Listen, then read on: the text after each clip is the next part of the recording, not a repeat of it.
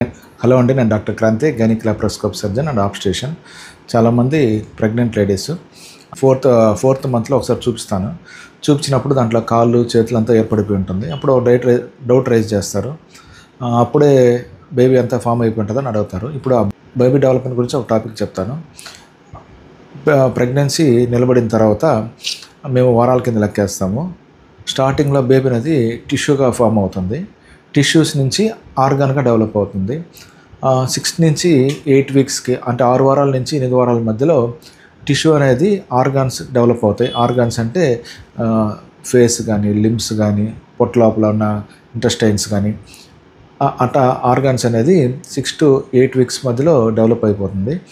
దాంతో 8 వీక్స్కి organ system అంతా develop అవుతుంది. 9th వీక్ నుంచి ఫేటస్ అనేది డెవలప్ అవ్వడం స్టార్ట్ అవుతుంది. ఈ ఆర్గాన్స్ అన్నీ మెచ్యూర్ అవుతాయి తర్వాత నుంచి 9th వీక్ తర్వాత.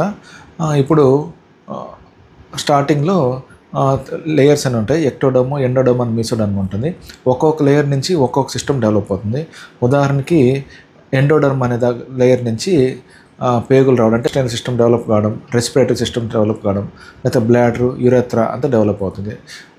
ఎక్టోడర్మ్ నుంచి స్కిన్, చర్మం, నర్వ్ సిస్టమ్ డెవలప్ అవుతుంది. మీసోడర్మ్ నుంచి సర్క్యులేటరీ సిస్టమ్, అంటే హార్ట్ సంబంధించి బ్లడ్ వెజల్స్ డెవలప్ అవుతాయి. Bones, cartilage, internal organs, muscles develop అవుతాయి. ఇది ఇవాళ టాపిక్. మరిన్ని టాపిక్స్ కోసం ఛానల్ లైక్ చేయండి, షేర్ చేయండి, సబ్స్క్రైబ్ చేయండి. Thank you.